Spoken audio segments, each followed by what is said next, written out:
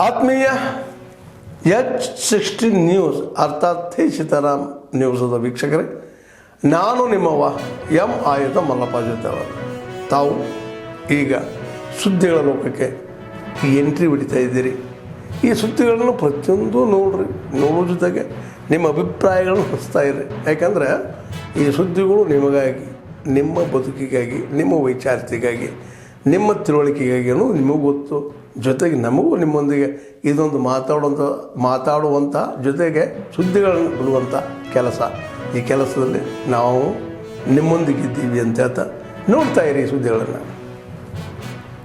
ಕಾಂಗ್ರೆಸ್ ಪಕ್ಷದ ಸಣ್ಣ ordinary booth ಮೆಂಬರಿಂದ ಬೆಳೆದು ಬಂದಂಥ ಕಾರ್ಯಕರ್ತ ನಾನು.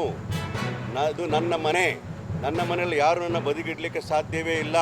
ನನ್ನ ಹಕ್ಕನ್ನು ಒಂದು ನಿಮಿಷ ಮೊದಲು ಮಾತಾಡಿದ್ರಿ, ನೀವು OBC ಬಗ್ಗೆ ಮಾತಾಡಿದ್ರಿ. OBC ಬಗ್ಗೆ ನನ್ನನ್ನೇ ಮಾಡಬೇಕು ಅಂತೇಳಿ ಅಧ್ಯಕ್ಷರು ಮತ್ತು ಸಿದ್ದರಾಮಯ್ಯ ಅವರು ಮೊದಲು ಪ್ರಯತ್ನ ಪಟ್ಟಿದ್ದರು. ಯಾವಾಗ ನನಗೆ ಅದು MLC ಪದವಿಯನ್ನು ಕೊಟ್ಟ ಸಂದರ್ಭದಲ್ಲಿ ನಾನೇ ಅಧ್ಯಕ್ಷರಿಗೆ ಹೇಳಿದ್ದೆ, ನನಗೊಂದು ಪದವಿ ಸಿಕ್ಸನ್ನು ಇನ್ನೊಬ್ಬ ನಿಷ್ಠಾವಂತ ಕಾರ್ಯಕರ್ತ ಮಾಡಿ ಅಂತ ಹೇಳಿದಾಗ ಮಧು ಬಂಗಾರಪ್ಪ ಅವ್ರಿಗೆ ಮಾಡಿದರು. ಆಗ ಮಧು ಬಂಗಾರ MLA ಆಗಿರಲಿಲ್ಲ.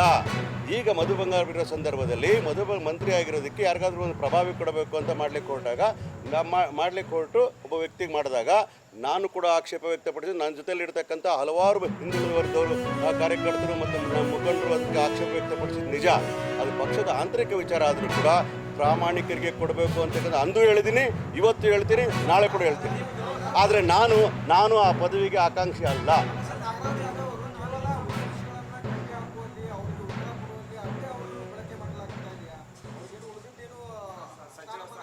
ನಾನೊಬ್ಬ ಸಣ್ಣ ಕಾರ್ಯಕರ್ತ. ನಮ್ಮನೆಯಲ್ಲಿ ನಮ್ಮ ಮಾವ ಆಗಲಿ, ನಮ್ಮ ಅಪ್ಪ ಆಗಲಿ, ನಮ್ಮ ಅಜ್ಜ ಆಗಲಿ ಯಾರೂ ರಾಜಕಾರಣದಲ್ಲಿರಲಿಲ್ಲ.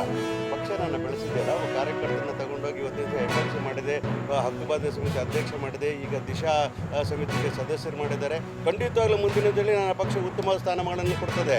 ಆದರೆ ನಾನು ಕೊನೆ BJPಯವರು ಯಾವಾಗಲೂ ಭ್ರಷ್ಟಾಚಾರದ ಬಗ್ಗೆ ಮಾತಾಡ್ತಾರೆ. ಯಾಕಂದರೆ ಅವರೇ ಭ್ರಷ್ಟಾಚಾರಗಳು ಅಂತ ಹೇಳ್ತೀನಿ. ಈಗಲೇ ತನಿಖೆಗೆ ಒಳಪಡಿಸ್ತಾ ಇರ್ತಕ್ಕಂಥ ವಿಚಾರಗಳನ್ನ HK ಪಾಟೀಲ್ ಅವರಲ್ಲಿ ಕ್ಯಾಬಿನೆಟ್ಲ್ಲೂ ಚರ್ಚೆ ಆಗ್ತದೆ. 40% ಕಮಿಷನ್ ಬಗ್ಗೆ ಎಲ್ಲರೂ ಮಾತಾಡ್ತಾ ಇರ್ತಕ್ಕಂಥದ್ದು ಜಗಜ್ಜಾಹಿರಾಗಿರ್ತಕ್ಕಂಥದ್ದು. ಇಡೀ ಕರ್ನಾಟಕ ರಾಜ್ಯದ ಅಡ್ಮಿನಿಸ್ಟ್ರೇಷನ್ಗೆ ಅಧೋಗತಿ ತಗೊಂಡಿದ್ದಾರೆ ಯಾರಿದ್ದರೆ ಅದು BJP ಸರ್ಕಾರದವರನ್ನು ನಾವು ಮರಿಬಾರ್ದು. ಜನ ಯಾಕೆ ತಿರಸ್ಕಾರ ಮಾಡಿದ್ರು? ಅವ್ರಿಗೆ ಯಾವ ಕಾರಣಕ್ಕೆ ತಿರಸ್ಕಾರ ಮಾಡಿದ್ರು? ಅವರು ಭ್ರಷ್ಟಾಚಾರಿಗಳು 40% ಕಮಿಷನ್ ಮಾಡ್ತಾ ಇದ್ದಾರೆ. ನಾವು ಅವರೊಬ್ಬನ ಜನಗಳ ಮುಂದೆ ತಗೊಂಡೋಗಿದ್ದು ನಿಜ.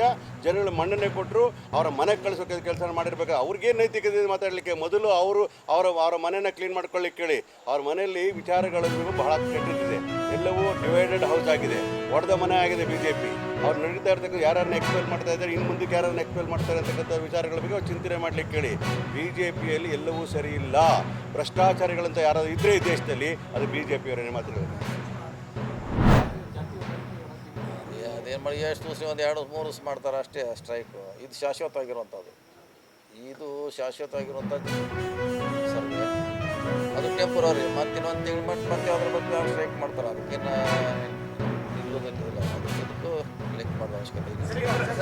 ಲಾಸ್ಟ್ ಮುಸ್ಲಿಮರನ್ನು 75 ಲಕ್ಷ ತೋರಿಸಿದ್ದಾರೆ, ಒಕ್ಕಲಿಗರು ಮತ್ತು ಲಿಂಗಾಯತರನ್ನ ಕಡಿಮೆ ತೋರಿಸಿದ್ದಾರೆ ಅನ್ನುವಂಥದ್ದನ್ನ ಕೇಳೋದಿಲ್ಲ. ನಾವು ಚರ್ಚೆ ಆಗ್ಬೇಕಂತ ಸದನಲ್ಲಿ ಹೇಳಿ, ಅಂಕಿಅಂಶ ಇಟ್ಕೊಂಡು ಹೇಳಿ, ಕಡಿಮೆ ಇದ್ದರೆ ಕಡಿಮೆ ಯಾಕಂತದಕ್ಕೆ ವಾದ ಮಾಡಬೇಕು. ಸರ್ವೇನ ವೈಜ್ಞಾನಿಕವಾಗಿ ಆಗಿಲ್ಲ ಅದನ್ನೇ ಹೇಳಬೇಕಲ್ಲ.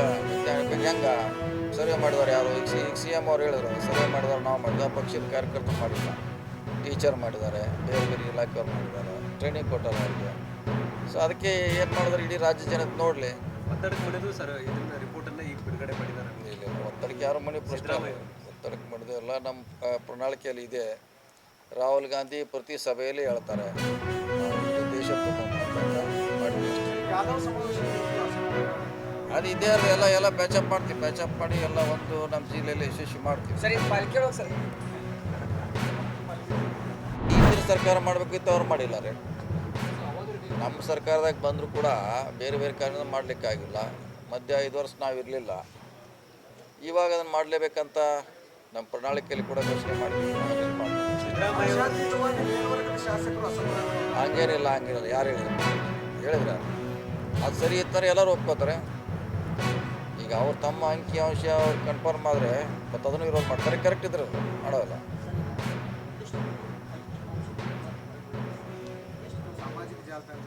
ಎಲ್ಲ ಕರೆಕ್ಟ್. ಅದೇ ನಿನ್ನೆ ಅದು ಓಪನ್ ಆಗಿದೆ. ಅದೇನೇನು ಪಬ್ಲಿಕ್ ಡಾಕ್ಯುಮೆಂಟ್. ಸೊ ಅದು ಯಾರಿಗೆ ಕೂಡ ಲಭ್ಯ ಆಗ್ತದೆ ಸ್ಟಡಿ ಮಾಡಲಿಕ್ಕೆ. ಅಲ್ಲೇನೋ ಕಲಬೆರಕೆ ಅನ್ನೋ ಪ್ರಶ್ನೆ ಬರೋದಿಲ್ಲ. ಮುಸ್ಲಿಮರನ್ನ ಹೆಚ್ಚಿನ ಪ್ರಮಾಣದ ನೋಡ್ತಾ ಇದ್ರೆ ಈ ಇತರ ಸಮುದಾಯ ಅಂತೇಳಿ ಏನು ಹೇಳ್ಕೊತಾ ಇದ್ರು. ಈಗ ಅವರೇ ಈಗ ಏನಂತಂದ್ರೆ ಅಲ್ಪಸಂಖ್ಯಾತ ಅನ್ನೋ ಲೆಕ್ಕದಲ್ಲಿ ಇಲ್ಲ ನೋಡಿ, ಅದು ಎಂದಿಲ್ಲ ಒಂದು ಸ್ವರಕ್ಕೆ ಬರಲೇಬೇಕು, ನಾವು ಮುಚ್ಚಿಡ್ಲಿಕ್ಕಾಗೋಲ್ಲ. ಸೊ ಇದು ರಾಜಕೀಯಕ್ಕೆ ನೆರವಾಗ್ತಿದ್ದು ನಾವೇನು ಭಾವಿಸೋಲ್ಲ. ಚುನಾವಣೆ ಗೆಲ್ಲೋ ಸಿಸ್ಟಮ್ ಬೇರೆ, ಈ ಸಿಸ್ಟಮ್ ಬೇರೆ. ಇದರಿಂದ ನಾವು ಸೋಲ್ತೀವಿ ಗೆಲ್ತೀವಿ ಅಂತ ಯಾರು ಭಯ ಪಡೋದು ಅವಶ್ಯಕತೆ ಇಲ್ಲ. ಆದ್ಮೇಲೆ ಎಲ್ಲ ಸುದ್ದಿಗಳನ್ನು ನೋಡಿದ್ರಲ್ಲ, ಏನು ಅನಿಸ್ತು ನಿಮಗೆ? ಇದರಲ್ಲೇ ನಿಮ್ಗೆ ಲೈಕ್ ಆಗಿರ್ಬೋದು, ಡಿಸ್ಲೈಕು ಆಗಿರ್ಬೋದು, ಕಾಮೆಂಟ್ ಬೇಡಪ್ಪ ಅಂತೂ ಅನಿಸಿರ್ಬೋದು, ಕಾಮೆಂಟ್ ಮಾಡಬೇಕಪ್ಪ ಅನಿಸಿರ್ಬೋದು, ಶೇರ್ ಮಾಡಬಾರ್ದಪ್ಪ ಅನಿಸಿರ್ಬೋದು, ಅದು ಮಾಡಬೇಕು ಅನಿಸಿರ್ಬೋದು. ಏನಾದರೂ ಆಗಲಿ ಶೇರ್ ಮಾಡ್ತಾಯಿರಿ, ಈ ನ್ಯೂಸ್ಗಳನ್ನ ಹಂಚ್ತಾ ಇರಿ, ಜೊತೆಗೆ ಇದಕ್ಕೆ ಸಬ್ಸ್ಕ್ರೈಬ್ ಆಗ್ತಾಯಿರಿ ಅಂತ ಹೇಳ್ತಾ H60 ನ್ಯೂಸ್ ಅರ್ಥಾತ್ ಹೇ ಸೀತಾರಾಮ್, ಇದು ಸತ್ಯದ ಕೈಗೆ ನಡಿ. ವಂದನೆಗಳು.